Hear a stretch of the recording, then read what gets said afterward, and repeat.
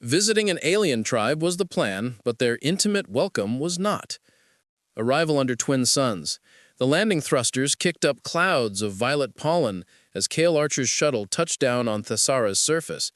Through the viewport, he watched the swaying fronds of massive fern-like plants that stretched toward a sky painted in shades of amber and rose, the light of twin suns filtering through atmospheric crystals. His mission brief had been straightforward enough: document the Savari people, maintain professional distance, collect data for the Xenoanthropology Institute. Standard first contact protocol. He'd done this a dozen times before on a dozen different worlds. What he hadn't expected was the welcoming party.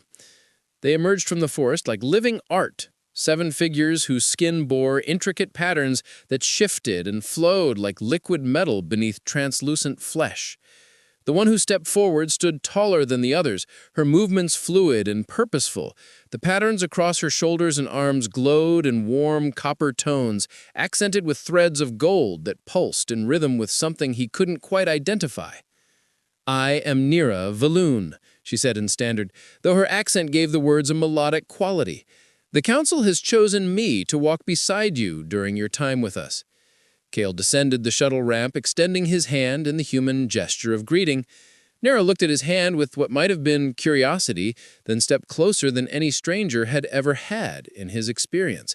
Before he could react, she raised both her hands to his face, her palms warm against his cheeks, her thumbs gentle at his temples. "We greet with openness," she explained softly, her amber eyes studying his with an intensity that made his breath catch. "Skin to skin, so we might know the truth of each other." The touch lasted only moments, but Cale felt his carefully maintained professional composure crack slightly. Her hands were impossibly soft, and the patterns on her arms seemed to brighten where her wrists nearly brushed his color. "I understand," he managed, though he wasn't certain he did at all. Nira smiled, an expression he recognized, despite her alien features, and gestured toward the forest path. "Come. Your dwelling has been prepared, and the evening meal will be shared soon. There is much to learn, Cale Archer, about giving and receiving among my people." The way she said his name, with that slight emphasis on each syllable, made something warm settle in his chest. As they walked, the other Savari fell in around them, close enough that their shoulders occasionally brushed his. One reached out to touch his sleeve, examining the fabric with gentle fingers. Another hummed a melody that seemed to resonate in his bones. Nira stayed at his side, her hand occasionally touching his elbow to guide him around roots or toward particular plants she wanted him to see. "These are speaking flowers," she explained, pausing before a cluster of blossoms that chimed softly in the breeze. "They respond to intention. Here." She took his hand, her fingers threading through his with casual intimacy that sent his pulse racing.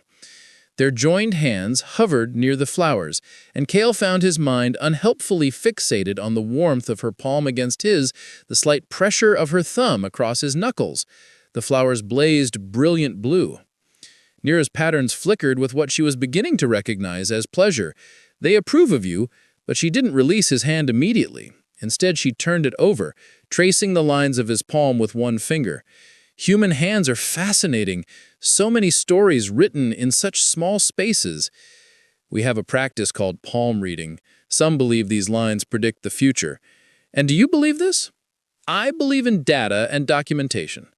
"How very lonely that must be," Nira said, not unkindly. She finally released his hand, though her fingers trailed across his wrist as she did. "Come. The settlement is just ahead, and you must be hungry after your journey." The Savari village materialized from the forest like something from a dream, structures that seemed grown rather than built, their walls living membranes that glowed from within. As they entered the central gathering space, more Savari emerged, and each one approached to touch his face in greeting. By the 20th introduction, Cale was overwhelmed by the sustained contact, by the way each person's patterns told him things he didn't yet have words for. Nira noticed his tension and drew him aside to a quieter space beneath a canopy of bioluminescent vines. "Too much?" she asked. "It's just, I'm not accustomed to this level of physical contact with strangers." "We are not strangers," Nira corrected gently. "We are becoming known to each other, but I understand your ways are different. I will help you find balance between your customs and ours." She reached out again, this time just resting her fingertips against his forearm. Is this acceptable? The consideration in the gesture moved something in Kale's carefully guarded heart. Yes, he said. This is acceptable. Her patterns brightened to gold, and she smiled. Good! Now come, the meal awaits, and I promise you, our way of sharing food will be an education. The language of closeness. Morning light filtered through the living walls of Kale's dwelling in shades of green and gold, and he woke to find Neera sitting cross-legged near the entrance, waiting with the patience of someone who measured time differently than humans did. Her patterns swirled in soft morning blues and silvers. "Today, you learn our language properly," she announced, rising in one smooth motion. Not just words, but the full conversation. She led him through the settlement to a grove where ancient trees formed a natural cathedral, their branches woven overhead. The air hummed with energy, and small creatures with crystalline wings flitted between shafts of sunlight. Sivari communication is layered, Neera explained, turning to face him in the grove's center. Words carry surface meaning, but proximity carries truth. Distance is a lie between people who would understand each other. She stepped closer, within arm's reach. This distance is for casual discussion, like speaking of weather or trivial matters. Kale nodded, acutely aware of how the light caught the patterns on her collarbone. This, Neera continued, moving nearer until only a hand's width separated them, this is for matters of importance, for sharing knowledge, for teaching and learning. She tilted her head, studying his face. Your heart beats faster. Why? Your customs are different from mine. This proximity would suggest other intentions among my people. What intentions? Romantic ones. Neera's patterns flickered through several colors he couldn't yet read. How do your people express romantic intention? Usually after establishing friendship first, through conversation at appropriate distances, shared meals, common interests, gradually getting closer over time. How much time? Weeks, months, sometimes. Neera looked genuinely puzzled, but how do you know if the connection is real if you keep your bodies separate? How do you read the truth written in skin and breath and warmth? She reached out slowly, giving him time to withdraw, and placed her palm over his heart. This tells me more than 100 distant conversations. Your pulse, the heat of you, the way you hold yourself still but wanting to move closer, these are the truths that matter. Kale's breath caught.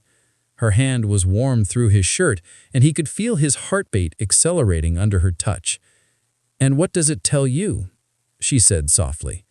"That you are afraid of what you feel, but also curious.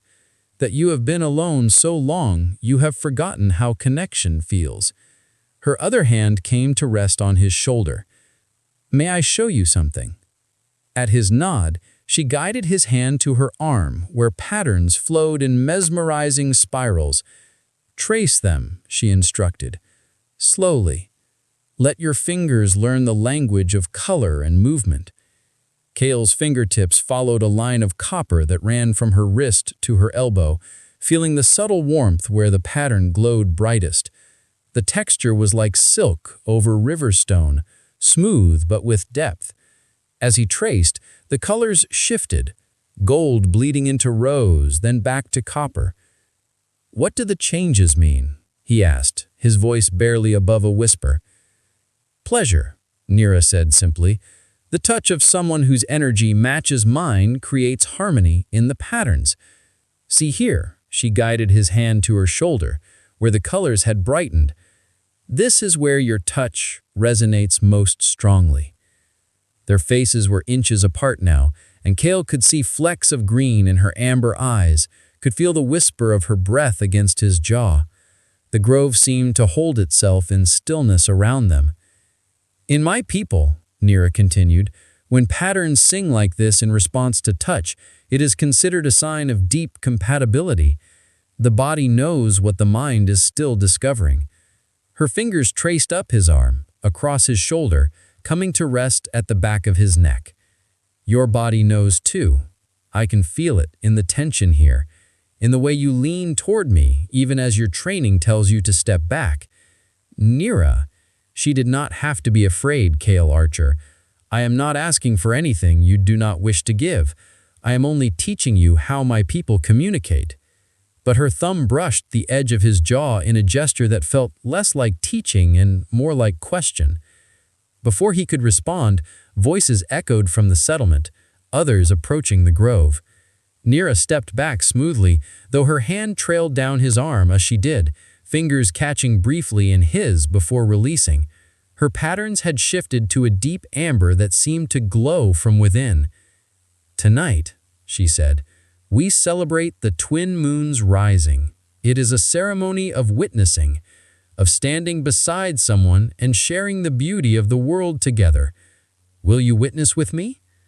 I'd like that, Kale managed, his skin still tingling where she had touched him. Then I will come for you at moonrise. She turned to go, then paused, glancing back with a smile that needed no translation. Wear something comfortable. We stand very close during the ceremony, to share warmth, you understand. As she walked away, Kale realized he was smiling like a fool. Professional distance, he reminded himself, objective documentation. But his fingers still remembered the warmth of her patterns, and his heart still raced with the memory of her nearness. That evening, when the first moon began its ascent, Nira arrived at his dwelling wearing garments that seemed woven from starlight itself, her patterns luminous against the fabric. She offered her hand, and Kale took it without hesitation. She led him to a cliff overlooking a vast valley where thousands of Sivari had gathered. They stood in pairs, each couple pressed close together, facing the horizon where both moons would rise simultaneously. Nira positioned herself before Kale, her back to his chest, and guided his arms around her waist. This, she explained, her voice soft as the first moon crested the mountains, is how we witness, together, so that the memory is shared, written in both bodies. As the second moon joined the first, bathing the valley in silver and gold light, Nira leaned back against him with perfect trust. Kale rested his chin on her shoulder, and they stood in silence, breathing together, watching the moons climb higher. Around them, the Sivari began to hum, a sound that resonated through bones and blood, ancient and beautiful. Nira's hand covered his where they rested at her waist, her fingers threading through his. The patterns on her arms blazed brilliant gold, visible even through her sleeves. And Kale realized his own heart rate had synchronized with hers. Their breathing matched, their bodies fitting together like pieces of a puzzle he hadn't known was incomplete. "Do you feel it?" she whispered against his hair, and she felt him shiver in response. "Yes," Kale breathed against her hair. When the ceremony ended and the crowd dispersed, neither of them moved immediately. Finally, Nira turned in his arms, still close, and looked up at him with eyes that held moonlight and questions. "Thank you for witnessing with me," she said. "Thank you for teaching me," Kale replied, and meant more than just the ceremony. Her hand came to rest over his heart again, and her smile was soft with knowing. "You are learning quickly, Kale Archer, perhaps too quickly for your comfort." "Perhaps," Kale admitted, "but I don't want to stop." Nira's patterns pulsed bright with joy, and she took his hand again. "Good, because tomorrow I have much more to teach you." Beyond the threshold, Kale spent the next morning cataloging plant samples with shaking hands, his scientific training warring with the memory of Nira's warmth against him, the way her patterns had blazed at his touch. He was trying to convince himself he was maintaining objectivity when she appeared at the entrance to his workspace. "The council requests your presence," she said formally, though her eyes danced with something less official. "There is a ritual of understanding they wish you to participate in. It is significant for establishing trust between our peoples." Within the hour, Kale found himself in a circular chamber lit by bioluminescent fungi, sitting on cushions across from Nira while the settlement's elder explained the ceremony in careful standard. "The weaving of understanding," the elder said, her own patterns a stately silver with age, "requires two people to sit in witnessing distance and share three truths each. Truths not of fact, but of heart. The ritual creates bonds of knowing that transcend cultural barriers." Witnessing distance, Kale had learned, meant close enough to see the dilation of pupils, to count breaths, to feel the heat of another body, close enough that deception became nearly impossible. The elder and other witnesses formed a circle around them, but left the central space to Kale and Nira alone. Someone began playing an instrument that sounded like wind through crystals, and Nira shifted closer until their knees touched. "I will begin," she said softly, her eyes locked on his. "My first truth, I volunteered to be your guide before the council even asked. From the moment we received your transmission, something in your voice spoke to a loneliness in me that I had not named. I wanted to meet the person who carried such yearning across the stars." Kale's breath caught. The intimacy of the confession in this public space felt both vulnerable and brave. "Your turn," Nira prompted gently. "My first truth," Kale said, surprised by the steadiness of his voice, "is that I chose this assignment because I have spent years running from connections. I told myself it was for science, for discovery, but really I was afraid of letting anyone close enough to hurt me. Every world I visit is an escape." Nira's hand moved to rest on his knee, a gesture of comfort.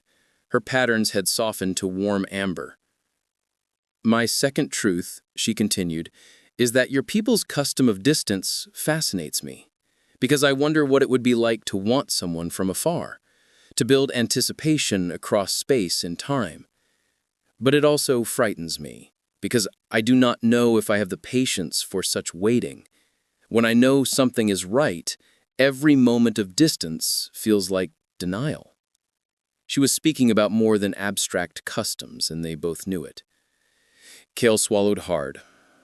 "My second truth is that being close to you terrifies me, because you make me want things I convinced myself I didn't need.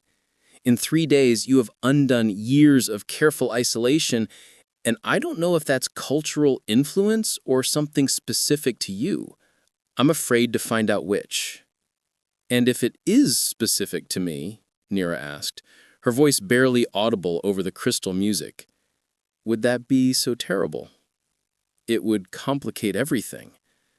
Perhaps everything needs complicating." She shifted even closer, their foreheads nearly touching now. "My third truth, Kale Archer, is that I dream of you. Since you arrived, I dream of teaching you every ritual of closeness my people know, and also of learning the human ways of connection, the slow building, the anticipation, the first kiss that means everything because it was so long desired. I dream of bridging our worlds through our bodies." The chamber felt impossibly warm. Kale was aware of every witness, yet they seemed distant compared to the universe contained in Nira's eyes. "My third truth," he said, his voice rough with emotion he'd been holding back, "is that I've been lying to myself. I told myself this was just cultural exchange, professional interest. But the truth is that I think about you constantly. The way your patterns shift when you're amused, the sound of your laugh, the exact pressure of your hand in mine.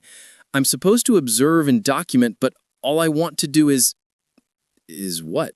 Nira prompted, her hand sliding from his knee to his wrist, fingers finding his pulse. "Is this," Kale breathed, and closed the final distance between them, pressing his forehead to hers in the Savari gesture of complete openness. The contact sent a shock through his system, not painful, but electric. He could feel her breath against his lips, could see the way her patterns blazed brilliant gold, so bright that they cast shadows on the walls. Around them, the witnesses hummed approval, the sound resonating in his chest. Nira's hands came up to frame his face, her touch reverent. You honor me with your truth, she whispered, all of it, even the fear, especially the fear. They stayed like that as the ceremony concluded, foreheads pressed together, breathing shared air, while the elder blessed their understanding in Savari. When they finally separated, Nira's eyes were bright with unshed tears that reflected the crystal light like stars. Walk with me, she said, standing and offering her hand. She led him from the chamber through winding paths to a place he hadn't seen before, a waterfall that fell in sheets of liquid crystal, catching the light and scattering it in rainbow patterns. The pool at its base steamed slightly, and the stones around it were worn smooth by countless years of water. This is the pool of reflection, Nira explained, sitting on one of the stones and pulling him down beside her, their thighs pressed together, her shoulder against his. And what do you see when you look at yourself? Kale asked. Lightly, Nira turned to face him, drawing one leg up so their bodies angled toward each other. I see someone who is tired of walking alone. Someone who wants to know if connection across species, across worlds, across different understandings of closeness, if it can be real and lasting. Her hand found his again, palm to palm, fingers interlacing. What do you see? Kale looked at their joined hands, at the way her patterns flowed and shifted where their skin touched, at the perfect fit of their fingers together. I see someone who has been half alive for a long time, and I see someone who might teach me how to be whole again. Nira's free hand came to rest on his chest over his heart. May I show you one more thing? A custom that is private, shared only between those who feel deep connection? At his nod, she guided his hand to the side of her neck where patterns pulsed in time with her heartbeat. Place your fingers here, she instructed. Now she mirrored the gesture, her fingertips finding his pulse point. We breathe together and feel the life in each other. It is intimate beyond words. It is saying, I trust you with the rhythm that keeps me alive. Their pulses synchronized under their fingertips, and Kale felt tears prick his eyes at the profound vulnerability of the gesture. Here, in this moment, all his scientific detachment, all his careful distance, seemed like armor he no longer wanted to wear. Nira, I'm supposed to leave in 8 days. I know, but much can happen in 8 days. And perhaps, she smiled, a touch sad but hopeful, perhaps not all departures are permanent. Perhaps some travelers find reasons to return. Kale pulled her closer, wrapping his arms around her, and she came willingly, tucking her head under his chin. They sat like that as the crystal waterfall sang its endless song, two bodies learning each other's language, two hearts beating a rhythm that needed no translation. The choice between worlds. The next 3 days blurred together in a haze of shared moments that Kale knew he would carry with him forever. Nira took him to the morning gardens where flowers opened only in the presence of matched heartbeats. She taught him Savari songs that required two voices intertwined to create the proper harmonics. They prepared meals together, her hands guiding his through unfamiliar techniques, their laughter echoing in the communal kitchen. But beneath the joy, tension grew. His shuttle's automated systems sent daily reminders, departure in 5 days, in 4, in 3. His research log sat incomplete, his samples only half-cataloged.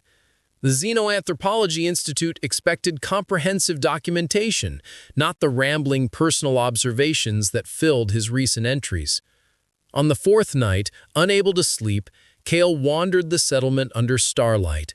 He found Nira at the archive cave, a place she'd mentioned but never shown him. She sat at the entrance, her patterns dim with melancholy.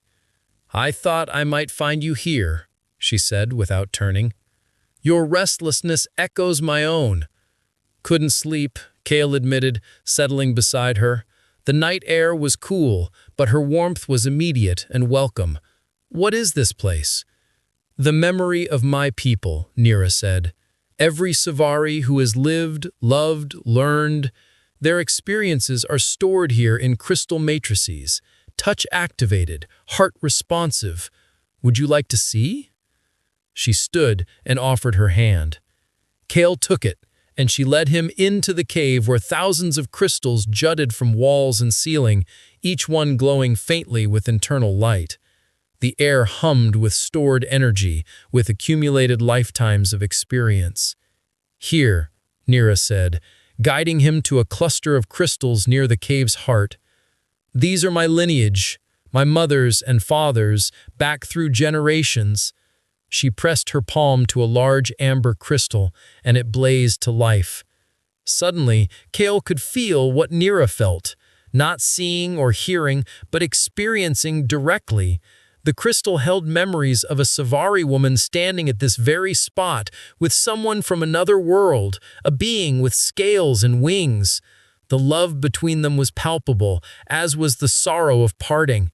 But threaded through it was joy. The joy of having connected at all, of having bridged impossible distances. "She was my ancestor, 10 generations back," Nira explained softly.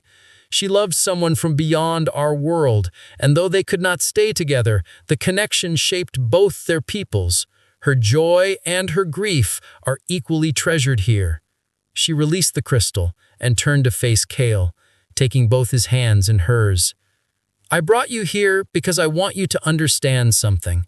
We Savari know that not all connections are meant to last forever in physical proximity, but that does not make them less real or less worthy of celebration." "Nira, let me finish," she said gently, squeezing his hands. "When you leave, you will take part of me with you, and I will hold part of you here. This is not tragedy. This is the nature of connection across stars. It transforms both people, creates bridges between worlds that did not exist before." Her patterns shifted through colors he learned meant complex emotion. Copper for affection, silver for sorrow, gold for joy, all intertwined. "But I confess, I have been hoping you might find a reason to extend your stay." Kale's heart hammered against his ribs. "I've been trying to figure out how to ask if that would be welcome." Nira's patterns blazed brilliant gold. "Are you asking?" "I could propose staying for 3 more months, maybe longer if the initial reports warrant it." The words tumbled out quickly, hope and fear mixing in equal measure. "But I need to know if that's something you want, if I'm not misreading what's happening between us." In answer, Nira pulled him deeper into the cave, to a secluded alcove where a single crystal stood alone, clear and unwritten. "This one is mine," she said, "empty, waiting for the memories I will leave for future generations. Touch it with me." They pressed their palms to the crystal together, and Kale gasped as he felt not just Nira's emotions, but his own reflected back. The loneliness that had driven him across stars, the unexpected joy of connection, the fear of losing what he'd found, the hope blooming despite his best efforts to contain it. And beneath it all, running through everything like a golden thread, was affection so deep that it made his chest ache. "This is what I feel," Nira said, her voice thick with emotion. "This is how you have changed me in just days. Imagine what 3 months might bring. Imagine what a lifetime could create." Kale turned to her, the crystal still warm under their joined hands, and cupped her face with his free hand. "I'm terrified," he admitted. "I'm terrified of hoping for something that might not work. Our peoples are so different, our worlds so far apart." "Then be terrified with me," Nira whispered, leaning into his touch. "But be terrified together, not separated by the darkness between stars." In the glow of her crystal, surrounded by the memories of generations, Kale kissed her. It was tentative at first, a question rather than a statement, but Nira answered by pressing closer, her hand sliding to the back of his neck, her patterns blazing so bright that the entire alcove lit up like a sun. The kiss was nothing like Kale had experienced before. He could feel her emotions through the points where their skin touched, could sense her joy and desire and the edge of fear that matched his own. It was overwhelming and perfect, and not nearly enough. When they finally broke apart, both breathing hard, Nira touched her forehead to his. "Stay," she said, simply. "Please stay." "I'll send the proposal tomorrow," Kale promised, and kissed her again, softer this time, sweeter. 3 months, and then we figure out what comes after. They spent hours in the archive, touching crystals and sharing the memories stored within. Nira curled against his side as they explored her people's history. She showed him records of other cross-species bonds, some that ended in parting, some that found creative solutions. She showed him the first contact with her people, the fear and wonder of those early encounters. And through it all, their hands remained intertwined, pulses synchronized, two hearts learning to beat in harmony. As dawn approached and they finally emerged from the cave, Nira pulled him to a stop on the path back to the settlement. "I want to show you something else," she said, leading him up a narrow trail to a cliff overlooking the valley. The twin suns were rising together, painting the sky in impossible colors. Nira stood at the cliff's edge and pulled Kale in front of her, his back to her chest, mirroring the position from the moon ceremony. Her arms wrapped around his waist, and he covered her hands with his own. "This is my favorite view on all of Thessera," she said softly. "I used to come here alone and dream of finding someone to share it with, someone who would understand both the beauty and the loneliness of watching something so magnificent by yourself." "You're not alone anymore," Kale said. "No," Nira agreed, her cheek pressed to his shoulder. "Neither of us are." They watched the suns climb higher, and Kale felt something shift in his chest, a release of tension he'd been carrying for years. Whatever came next, whatever challenges they would face, this moment was real. This connection was worth fighting for. 3 months, Nira murmured, and then we decide together what shape our future takes. Together, Kale echoed and turned in her arms to seal the promise with another kiss as the twin suns blessed them with golden light. The next 2 days were a flurry of activity. Kale drafted his proposal for extended partnership, carefully balancing scientific justification with the truth of what he'd found. That the Savari had depths of cultural complexity that warranted longer study. That true understanding required time and immersion. He didn't mention that the greatest discovery had been his own capacity for connection, but maybe that truth lived between every line. Nira worked with the council, advocating for his extended presence. In quiet moments, she confessed her nervousness that her people might see her attachment as bias, that they might question her judgment as guide. But the elder surprised them both. "We chose you precisely because we sensed your capacity for this connection," the elder told Nira, with Kale present to witness. "We have learned through generations that the strongest bridges between worlds are built on bonds of heart, not just agreements of policy. If you and Kale Archer find understanding together, our peoples benefit from that foundation." On the evening of what would have been his departure day, the council called for the Joining of Paths ceremony. A ritual Nira explained was reserved for rare occasions when two souls from different worlds recognized each other as kindred. "It happens perhaps once in a generation," she told him as she helped him dress in ceremonial robes the Savari had made for him, fabric that seemed to shift colors in the light. "The last was my ancestor whose memory you touched and her winged love from beyond the stars." "No pressure then," Kale joked weakly, and Nira laughed, the sound settling his nerves. "You need only be honest," she said, straightening his collar with gentle fingers. "The ceremony asks you to speak your intention before the community, to say what you hope this connection will become." When twilight fell, the entire settlement gathered in the central grove, hundreds of Savari creating a circle of witnesses. Nira appeared from the elder's dwelling, wearing garments that seemed woven from starlight itself, her patterns glowing so brilliantly she looked like a constellation given form. Kale's breath caught at the sight of her. She crossed the circle to him and took both his hands, leading him to the center where the elder waited. The crowd fell silent, except for the soft harmonics of the wind through the trees. The elder spoke first in Savari, then translated to Standard. We gather to witness the joining of paths between Nira Valoon of the Savari and Kale Archer of humanity. They have walked together for only days, yet their spirits have recognized each other across the vastness of space and the differences of form. This is the gift of connection. It knows no boundary but the walls we build ourselves. She turned to Kale. Kale Archer, what is your intention in walking further beside Nira Valoon? Kale squeezed Nira's hands, drawing courage from her steady presence.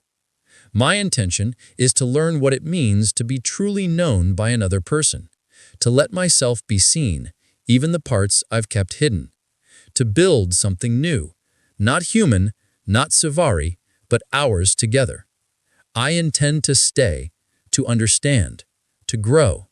He paused, meeting Nira's amber eyes, and to love, if she'll teach me how.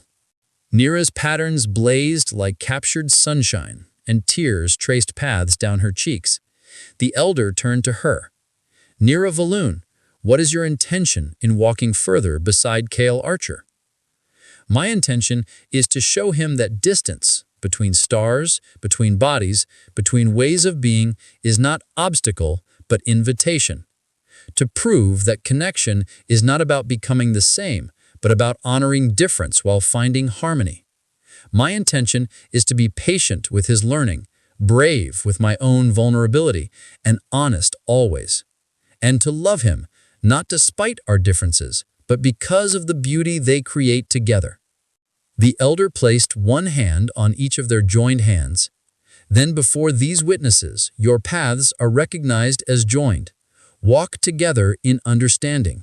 When distance separates your bodies, let your hearts remain close. And may your bond become a bridge that others may cross toward their own understanding. The Savari began to hum, that resonant sound that Kale now recognized as deep blessing. The elder stepped back, and Nira pulled Kale closer, her hands framing his face. In my culture, she said, loud enough for all to hear, we seal such pledges with the pressing of foreheads, the openness of mind to mind. She demonstrated, touching her forehead to his, and the crowd hummed louder in approval. But I have learned, she continued, pulling back slightly, her eyes dancing with mischief and joy, that humans have a different custom for such moments, a gesture called a kiss, which mingles breath and represents the joining of lives. Will you teach me this custom, Kale Archer? Will you show me how humans seal their promises? Kale's answer was to cup the back of her neck and close the distance between them, kissing her with all the emotion of the past days, the loneliness and the discovery, the fear and the hope, the goodbye he'd been dreading, and the hello they were choosing instead. Nira's surprised laugh turned into a sigh as she melted against him, her arms wrapping around his shoulders, her patterns blazing so brilliantly she looked like a constellation given form. The Savari erupted in joyous sound, their humming becoming song, a celebration of connection that transcended species and custom. When Kale and Nira finally broke apart, both were laughing and crying at once, foreheads pressed together as they caught their breath. That is a very good custom, Nira said, and the crowd laughed with her. The celebration continued deep into the night. Food was shared, stories told, Savari coming forward to offer blessings and advice to the newly joined pair. An elderly Savari took Kale aside and spoke of the challenges ahead, the misunderstandings that would come, the loneliness when duties called him back to human space, the difficulty of explaining to others what they had found. But I see how she looks at you, the elder Savari said, and how you look at her. That light will carry you through dark times. Tend it carefully. As the twin moons rose, Nira took Kale's hand and led him away from the celebration to their overlook, the place where they'd shared the moon ceremony what felt like a lifetime ago. They sat on the smooth stone, her back to his chest, his arms around her waist, a position that had become their own. 3 months, Nira said softly. Then what? Then we decide together, Kale replied. Maybe I apply for permanent assignment. Maybe we find a way for you to visit human worlds. Maybe we create something new, Like a cultural exchange program here that brings others to learn from your people. He pressed a kiss to her temple. The specifics don't scare me anymore, as long as we're deciding together. Nira turned in his arms, straddling his lap so they were face to face, her hands on his shoulders. I love you, she said simply. I know it has been only days, but Savari, do not doubt what the body knows to be true, and my body knows you. My heart recognizes yours. I love you too, Kale said, the words feeling both terrifying and inevitable. I've probably loved you since you first touched my face and told me we weren't strangers. She kissed him again, slow and deep, and Kale lost himself in the taste of her, the warmth of her patterns blazing beneath his hands, the perfect way their bodies fit together. When they finally pulled apart, both breathing hard, Nira rested her forehead against his. 3 months to learn every ritual of connection my people know, she said with a playful smile. I intend to be a very thorough teacher. And I intend to be a very dedicated student, Kale replied, making her laugh. They sat together as the moons climbed higher, occasionally stealing kisses, mostly just holding each other and talking about the future, the challenges and possibilities, the dreams they were building together. Below them, the settlement glowed with bioluminescent life, a testament to the Savari's harmony with their world. You know what I realized? Kale said as the night deepened. I spent years traveling to distant worlds, thinking I was searching for something out there among the stars. But what I was really searching for was someone to see me, to know me, to make the universe feel less vast and empty. And did you find it? Nira asked, though her smile suggested she knew the answer. I found you, Kale said simply, which is better than anything I was searching for. Nira's patterns pulsed with joy, and she kissed him again, softer, sweeter. Then we are both found, she whispered against his lips, two souls who wandered far to discover each other. As the twin suns began to rise, painting the sky in amber and rose, they remained intertwined, human and Savari, scientist and guide, two hearts learning to beat as one.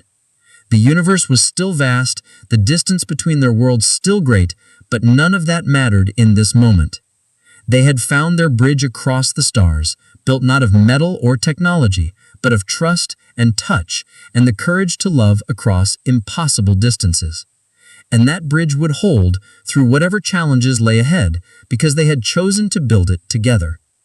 Kale pulled Nira closer as the twin suns blessed them with golden light, and knew with absolute certainty that he was exactly where he was meant to be, in this moment, on this world, with this woman who had taught him that the greatest discoveries weren't found among distant stars, but in the spaces between two hearts learning to speak the same language. Welcome home, Nira whispered, and Kale realized she was right. Home wasn't a planet or a place. Home was wherever she was, wherever they were together, building their future one shared heartbeat at a time.